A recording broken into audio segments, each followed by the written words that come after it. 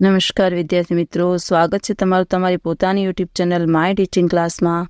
આજે આપણે ભણીશું ધોરણ 8 વિષય ગણિત અર્ચિત ગ્રાફ પોથીમાં આલેખ 7 એમાં પહેલો દાખલો પાના નંબર પાઠ્યપુસ્તક પાના નંબર 38 ઉપરનો જો આ વર્તુળ આલેખ આપેલા છે વિદ્યાર્થી મિત્રો।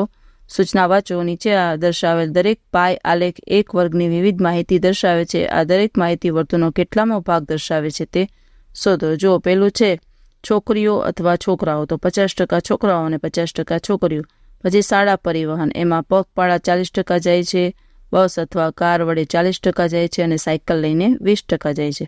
પછી ગણિત, તો 15% ને વિદ્યાર્થીઓને ગણિત ગમતું નથી ને બાકીનાને બધાને ગમે છે।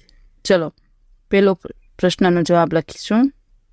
50% છોકરીઓ દર્શાવતો વર્તુળનો આલેખ, તો 50/100 એટલે જવાબ આવશે 1/2। પછી 50% છોકરાઓ દર્શાવતો વર્તુળનો આલેખ, તો એમાં પણ જવાબ આવશે 1/2।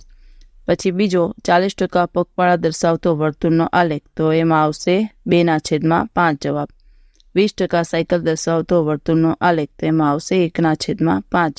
અને 40% બસ અથવા કાર દર્શાવતો વર્તુળનો ભાગ, તો એમાં આવશે 2/5। ત્રીજું 15% ધિક્કાર દર્શાવતો વર્તુળનો ભાગ, તો એમાં આવશે ગણતરી કરીને જો વિદ્યાર્થી મિત્રો 3/20।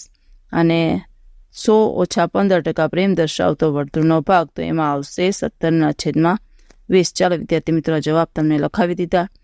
જો આ તમને વિડીયો ગમ્યો હોય તો લાઇક કરશો, તમારા મિત્રો સાથે શેર કરશો અને મારી ચેનલને સબસ્ક્રાઈબ પણ કરશો। આવજો।